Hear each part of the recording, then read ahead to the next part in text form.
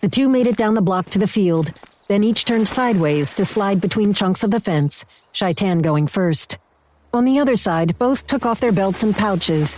Shaitan twisted his neck, popping his vertebrae. Get ready for a proper darkness for hire ass-kicking. Kraz ran at Shaitan, thinking to catch him off guard. On Shrillex, as long as both fighters had dropped their belts, it was officially permitted to attack. Normally, that wasn't what happened, but Kraz had been out in the field too long to worry about what was normal versus what was prudent. What was prudent was getting in the first.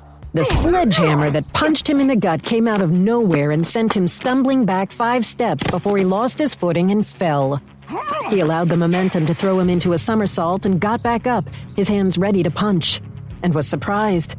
Shaitan had barely stepped forward and was moving his fists in patterns he hadn't seen before. The problem is that we Shrillexians are often too obvious in our need to fight. Yes. I'd say I appreciate the chance to catch my breath, but I think I need to punch you so you don't talk me into suicide. Doubt that. No. Kraz stepped forward on the balls of his feet. I think... He jumped at Shaitan, smashing his right fist into flesh. Pain exploded in his fist, and his knees buckled. He could hear the bones in his hand crack. Shaitan had caught Kraz's hand and was squeezing it. Kraz looked up just in time to see Shaitan's fist slam down. Kraz hit the ground, blood pouring from a cut on his cheek. His bony spikes started to emerge from his face, and he had to concentrate to pull them back in. It was considered beyond cheating to use them in a friendly fight. Or a friendly ass-kicking, especially if it was you who was on the receiving end. Kraz rolled sideways and pushed himself off the ground. Are you ready? Kraz grinned. It was one thing to fight, but it was an honor to fight someone so much better than you that they used it as a training exercise. Only if you think... Kraz had started to answer as his opponent attacked, his right elbow aiming for the mercenary. Kraz moved his own arm to block it, but Shaitan had already pivoted clockwise on his forward foot, raising his right arm as his body gained speed. His elbow slammed against Kraz's skull, sending him staggering to his left. Kraz tried to set himself into a defensive position, but Shaitan was already inside his guard. My boss calls this a gimme. Shaitan slapped Kraz's left block out of the way and smashed his knuckles into Kraz's nose, breaking it.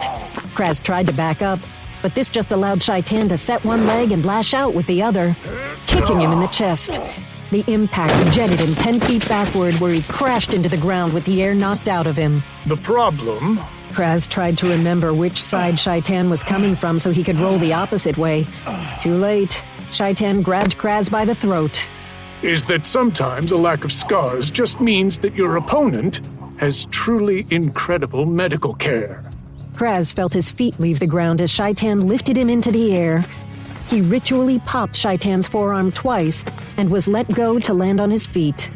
Shaitan helped him stand while he got his breath back. I think I'll go eat my ass-kicked sandwich. That would be good. The food will help you heal. But you will need to wipe off the blood before you get back to your ship.